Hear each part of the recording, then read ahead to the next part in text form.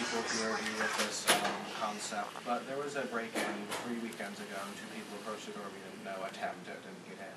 And then last weekend was when the window was shattered. And I know some people here believe there could be a connection with the 3. Like, some of us are concerned that this is like something that's progressing, like first someone trying to get in, then like ending up to a bullet. So some of us are concerned, I believe, that this is an ongoing threat. Like, is there anything that we could do possibly to like stop that, or like any suggestions? It's just... Dave, could you address the snow shovel? And yeah, like was there anything buildings? at all? Like, I know nothing, no evidence was really found, but it's just odd in my head at least. Like last weekend, window broke in, and then this weekend a bullet. Well, and you know, it is odd. One thing you have to remember is, you know, you've got an apartment complex that's just directly behind you. There's a lot of kids that live up in there. You got Queen Row. There's a lot of people that live up in that area too. You know, are they connected? We have no evidence that would lead us to believe that those incidents are connected in any way. Could they be? Sure, they could be. But you know, there's a lot of foot traffic in Moscow, especially when they're coming out of the downtown area, and you know, the bars are closing.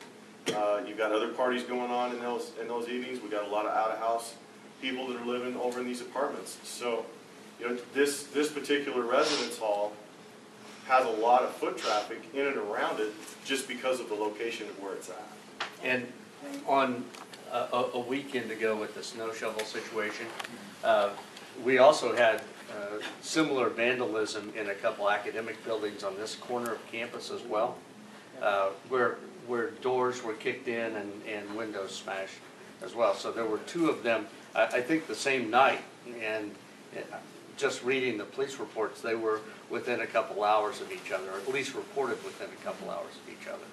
I just want to go off of what you just said, that there's a lot of foot traffic here. So wouldn't you make sure that this had a lot of security? Since we don't have a camera, wouldn't it make sense to make sure that we do?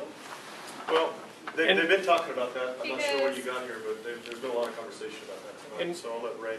Yeah, for those of you that just came in, what I've said is that I think the biggest issue is the need for additional lighting in front of Targhee, which I think we can do in the next few weeks. We'll get back to you on an exact timeline when we can get that up and installed. Second thing is that, much like we do at the LLCs, I think we can say that we could put a camera here at the door and also here in the lounge.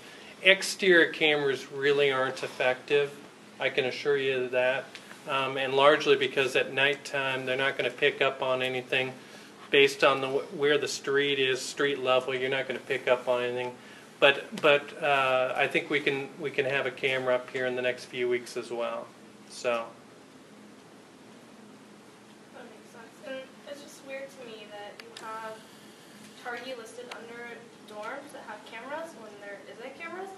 So that's kind of, it's on your website. So I don't know who's doing that, but maybe you should check it. Yeah, because that's we'll take a look. That you're advertising that it has security cameras when it doesn't. So either, I know that's a legal thing, so maybe you guys should check on that. I know that a lot of us are upset about it, and I think that most of us, I know that a number of us want something done about it, either like reimbursement or something, because it's not legal and it's not ethical to say that there's cameras when there's not. And when you make someone feel safe, and then this happens and we're not, it's on you guys. So. Well, I don't know what you're going to do about that, but something should be done. Well, I just shared with you that we're going to look to put cameras up. I don't know, honestly, if the website does say that, so I need to look at that before I respond to that. And I don't know if there's any cameras that exist in the building of why we would say that to begin with. So there could be an old, outdated camera system, and the web content is stuff that's never been updated. I'm not sure, so I'd need to look at that. Probably another kitchen. What's that? It's probably another kitchen. The industrial kitchen. The industrial kitchen. It honestly could be, and so I don't know where that content is. I mean, I know that we've never said that there's web cameras over here in this building. Not all of our buildings have cameras. We do have a plan over the next several years. Cameras cost a lot of money to get them everywhere we like them. And we've been making significant progress over the last couple of years to do that. Targhee had not been identified as a higher priority. That's being shifted right now because of what's happened. So we're gonna make sure that we get cameras over here. Oh. Sorry, I'm gonna go first. I hate to like ruin this for the people who are playing, but one thing that I found a little daunting this morning was the fact that Human versus Zombies started today. And I mean, like, it sounds stupid, but like actually walking to class and seeing a guy holding a fairly realistic looking rifle. It's not stupid. I mean, it was all white. So, and it like after I took a second glance, it was like, okay, but it was a little daunting. So, I'm wondering if there are regulations on how the like fake weapons have to be identifiable. That's or what the bright bandanas are for. things. Well, still, I mean, like, you know what I mean.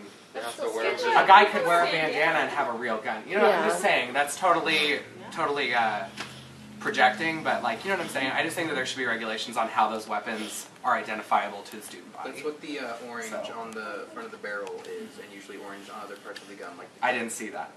So I'm just saying, I think that During the orientation legitimate. process for the Human versus Zombies, they did mention that they wanted the guns to not look realistic at all, so they did mention that to the players. okay. I'm just saying, I think that that's kind of a concern that you have kids walking around with toy rifles when this just happened. So Those- I don't want to cancel the game, but you know what I mean? Like, still, it's a little Yeah, bit those. concerning.